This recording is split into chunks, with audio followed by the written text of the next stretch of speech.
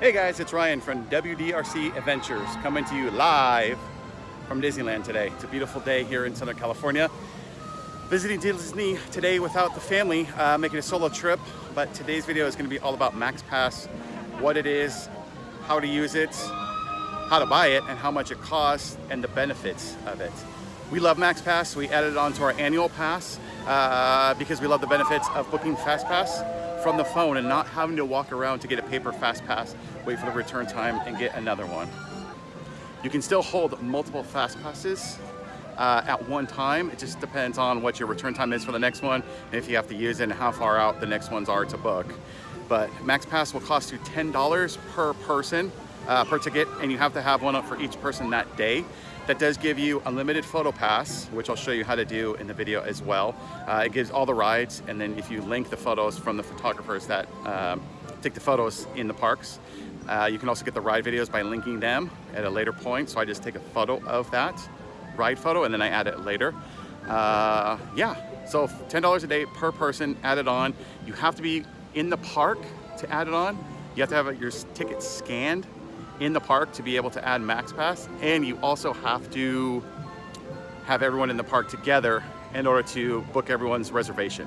So if somebody's not there from your party yet, you can't book them a reservation until they scan in.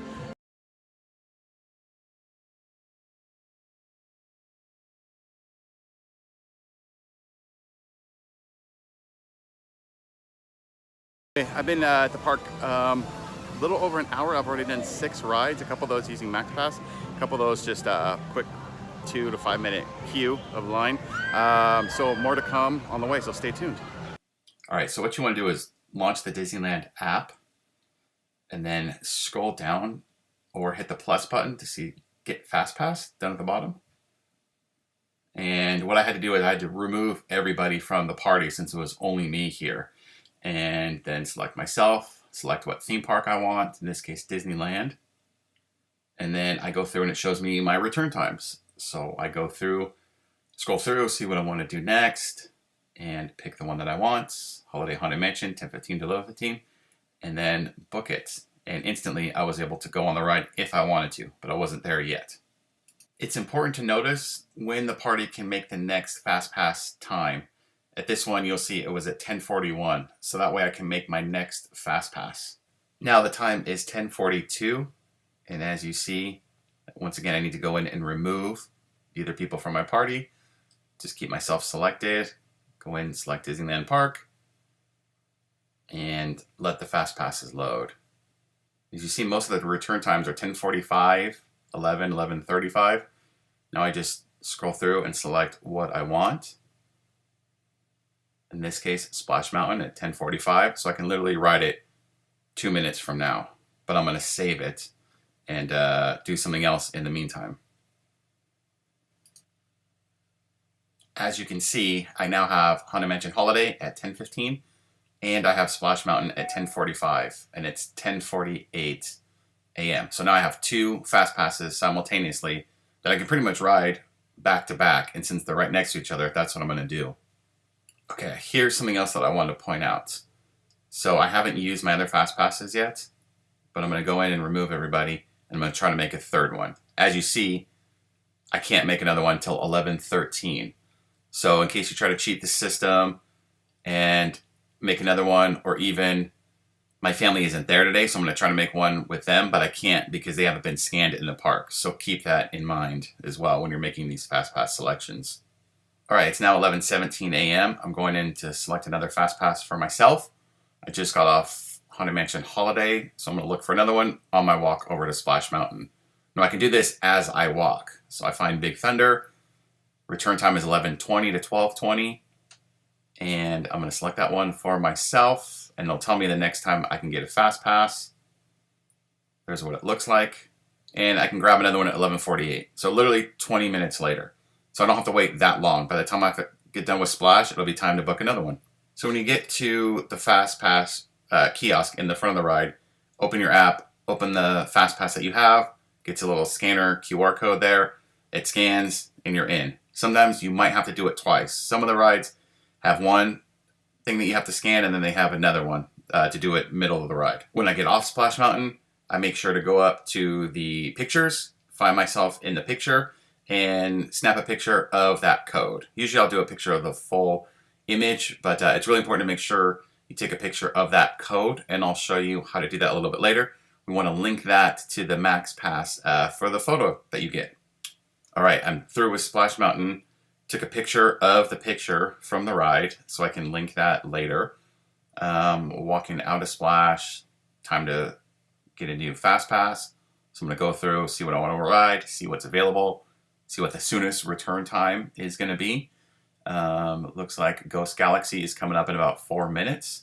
So I'm going to select that, and then I'm going to confirm it. And then I'm going to go to Big Thunder on my way over to Space Mountain. Because by the time I get off, it'll be time to ride Space Mountain. So I'm lining things up pretty quickly back to back. All right, by now, I think you guys have got the gist of it, how to do it, where to go, where to click, how to add people to your party or how to remove them.